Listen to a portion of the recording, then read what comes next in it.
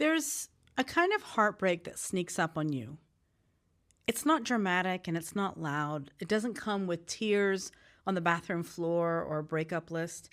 It's much quieter than that. It's the heartbreak of growth. The one that happens when you realize you've outgrown someone you love or outgrown a situation that you once loved. Today, I want to talk about a tender subject. It's not about anger or blame. It's about what happens when your soul starts expanding. And the people who once felt like home to you suddenly don't quite fit the same. You still care. You still love them. But the connection feels like you're trying to squeeze into jeans that you swore still fit, but they don't. And now you're just uncomfortable, even miserable in some cases. Let's talk about why that happens and how to let go without losing compassion. You know, there's a subtle shift that nobody really talks about, and it doesn't happen overnight. You don't wake up one morning and decide, you know what, I'm done with these people.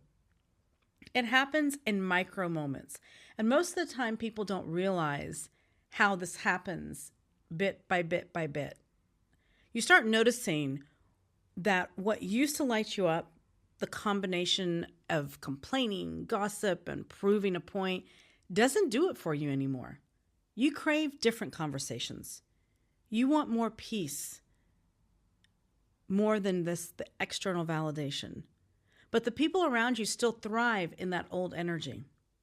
So you sit in the group chat, watching the same arguments recycle, the same negativity loop, the same judgment calls, and you start feeling this quiet distance grow inside of you. Not judgment, just distance. And it's that moment that your spirit whispers, we don't belong here anymore. And that's a hard thing. I don't know how many of you have felt that in your life. Maybe you're going through that right now. But it's a very tender place to be. You know, I remember this is years ago. I had a good friend of mine and we were inseparable. We laughed about everything. We dreamed together. We were each other's person, go-to person. But as time went on, my priorities started to shift in a big way. I was diving more into self-development, mindfulness, health, well-being, and she was still in survival mode, stressing, venting, constantly on edge, constantly trying to pick a fight with everybody. And every time we talk, I'd find myself walking on emotional eggshells, trying to calm the storm. And one day she called, and I remember looking at my phone and hesitating. That 1 second pause told me everything, because this was a person that I used to immediately answer the phone. It wasn't that I didn't care for her or love her anymore. It was that the version of me that she was attached to just didn't exist anymore. And I finally had an honest talk with her, and it wasn't some dramatic falling out. It was sad, gentle, and real. We both knew that something shifted. And we both expressed our love and gratitude for each other, and we slowly drifted. And it took me a while to realize that this wasn't failure. This was growth doing what growth does. And when you start changing, healing, setting boundaries, choosing differently, the people who were comfortable with your old self might take it personally. I've had this numerous times. And I realize now that me not being upfront and honest and just saying it like it was probably prolonged that. And they might say that you've changed, that you've become distant, too spiritual, too woo-woo, too busy, too good. The list can go on and on. But really, you've just stopped matching their unhealed parts. That's the unspoken side of transformation. It threatens the status quo. And you're like a mirror that's suddenly showing up for people that you're showing them the things that they don't want to see. And instead of facing it, sometimes they just pull away. It's very painful. I mean, this is part of life. Because you want to say, I'm not judging you, I'm just different now. But they may not understand it yet. People evolve at their own pace. I have friends from many, many years ago that I can still connect with. Our lives are completely different. Our ways of looking at things are completely different, but we're still able to connect whenever we see each other, whenever we connect. It's just genuine and enjoyable. But we realize that we could never be in our day-to-day lives with each other anymore, and that's okay. And where we usually mess up is that we shrink to keep the peace. My goodness, how many of us have done this? We hide our progress so that no one feels left behind. We pretend we haven't changed just to keep belonging. That does no one any good. Belonging that costs you your own evolution. That isn't love. It's fear dressed up as loyalty. And the people that are real around you will notice it and even call you out on it. This doesn't just happen with friends. It happens in families too.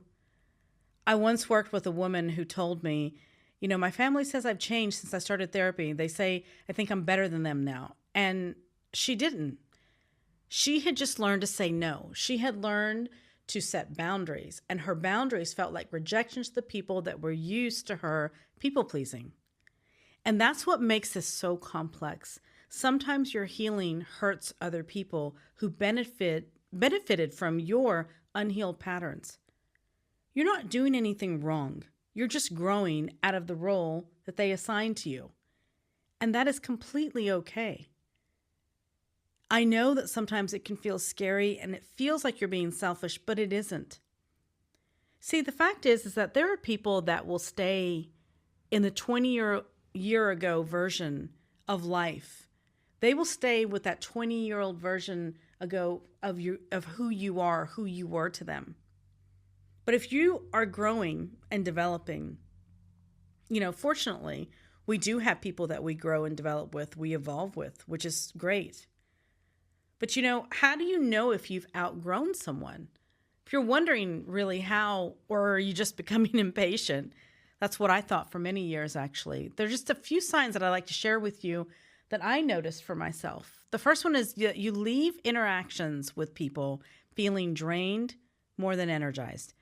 You get off the phone and you just want to go to sleep. You're so zapped.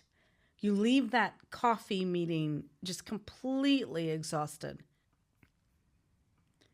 Conversations feel repetitive. It's like you're stuck in this emotional rerun, constantly talking about the same things. You find yourself hiding parts of who you're becoming. I have been the master of that. I'm still the master of that in some situations. Because you can feel when someone is happy for you and someone who's not.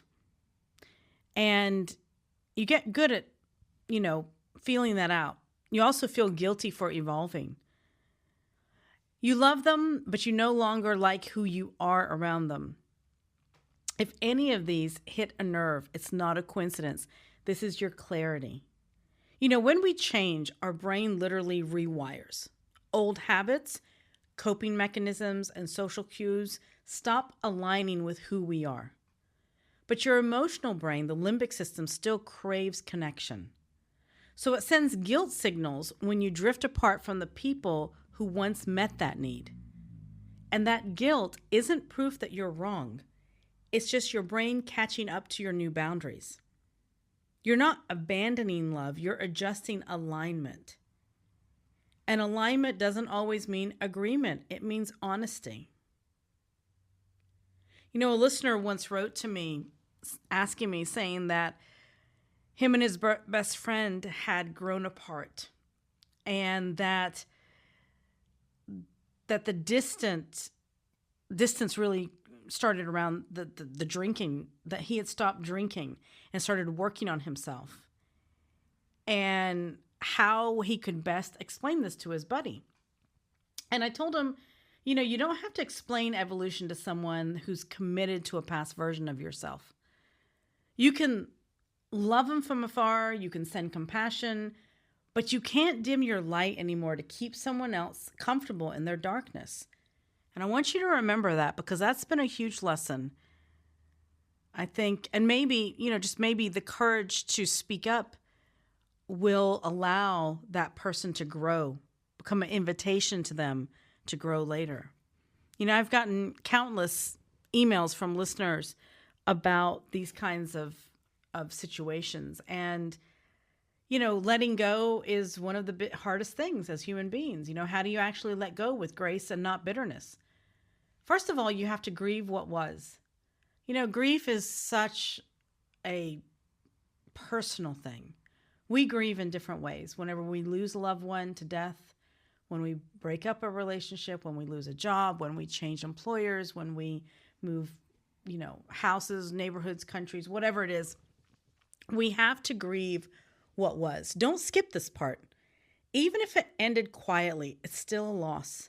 Cry if you want to, journal, feel it, because grief is how the heart makes room for new connections. If you don't take time to grieve, you're going to be carrying all your griefs and heartaches with you everywhere you go. The next thing is to rewrite your narrative. You're not losing a person.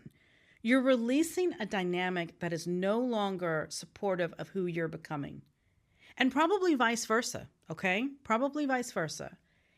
And the last thing is to stay open. The people who truly love you will adapt. Some just need time to meet the new you, okay?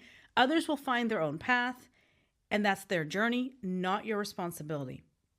You can hold the space for both gratitude and goodbye.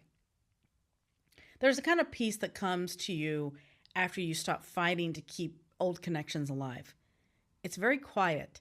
It's a little lonely at first, but it's also liberating because you realize that you don't have to keep editing yourself for people who never read your new chapter, who never acknowledged who you were becoming. And when people come in, the ones who see you for who you are now, not who you were, you'll understand why those earlier goodbyes were necessary to create space and room for the new. You're not supposed to stay the same. We're not supposed to. We're meant to evolve mentally, emotionally, spiritually, physically. And evolution doesn't always come with an applause. Sometimes it comes with major distance. But the distance isn't emptiness. It's space. Space for new energy, new connections, new peace. So if you're in that in-between season right now, between who you were and who you're becoming, please remember, you are not unkind, you are not alone, and you're simply growing in real time. If this episode hit home for you, it's because you're in that sacred space of transformation, and that's something to be proud of.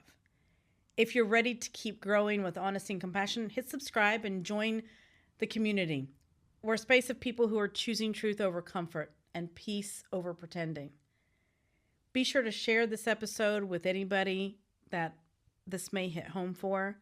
Remember, you deserve relationships that grow with you, not against you. You deserve peace that doesn't require pretending. Thank you for spending this time with me. Until next time, be gentle with yourself, and remember, outgrowing someone doesn't mean you stop loving them. It just means that you finally started loving yourself too.